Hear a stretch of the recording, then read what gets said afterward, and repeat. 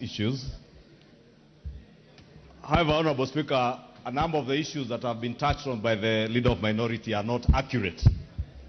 Because, Honorable Speaker, I have been in this House for the last almost 11, 12 years with the Leader of Minority. We joined this House together. And he knows for a fact, because he has alluded to previous rulings by Speaker J.B. Muturi and precedents set by Speaker J.B. Muturi. The Leader of Minority knows for a fact there is not any single moment that Speaker Muturi or indeed any other speaker in the history of this House has allowed the process of winnowing alluded to understanding order 131 on money bills. That is a fact, and the Leader of Minority knows that is a fact. Winnowing has been done on other bills except money bills that are not subject to Article 114 of the Constitution, Honorable Speaker. Therefore, in view of that, Honorable Speaker, that's what I was saying, Honorable Speaker, it is not accurate what the Leader of Minority is saying.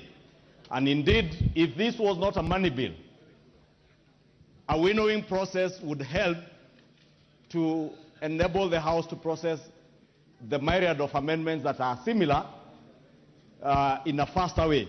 But on money bills, the Leader of Minority, with all due respect, knows in the history of this House it has never happened, because money bills are subject to the provisions of Article 114.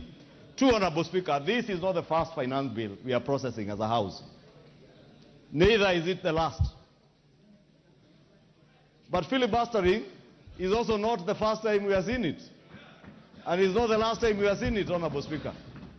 Therefore, Honorable Speaker, I hear the Honorable Leader of Minority say that we don't need the concurrence of the National Treasury. And to an extent, I agree with him.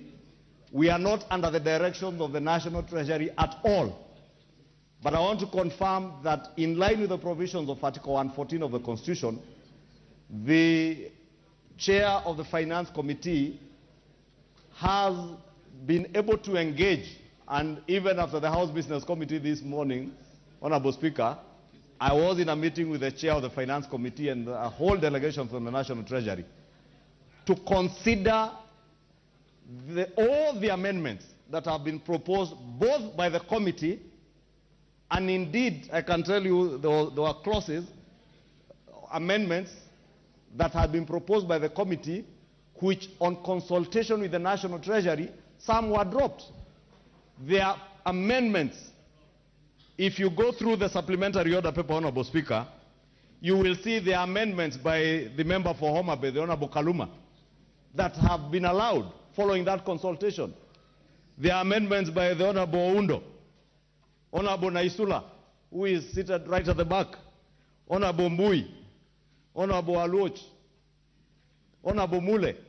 Therefore, there are myriad of many amendments that have been allowed following that consultation.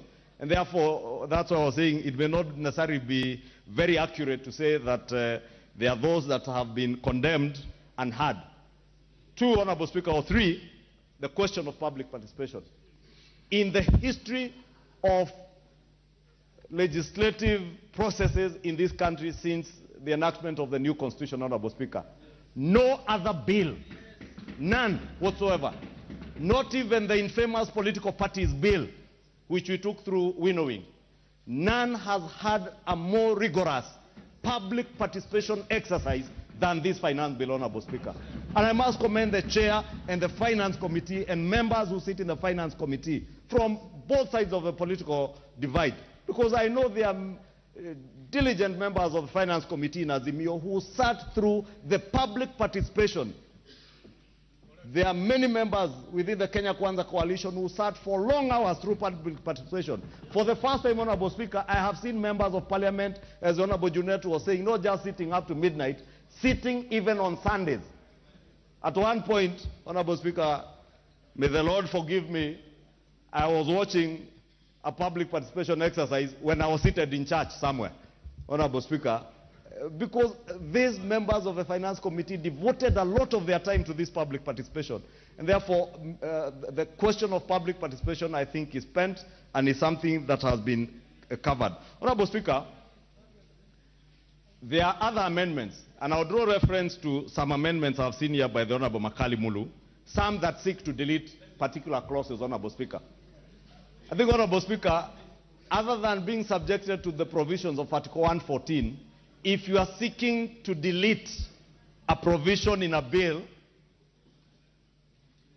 the easier way is to vote against that particular provision in the bill. And therefore, you have been accorded the opportunity, since the provision is still the particular clause, for instance, those that the Honorable Makali Mulu sought to delete. The easier way is when we go to committee, the Honorable Makali Mulu will get an opportunity to prosecute his case as to why he seeks deletion and convince me and others that we should delete that particular clause. And if we agree with him, we vote in the negative and delete, basically defeat that particular provision, and it will not be there.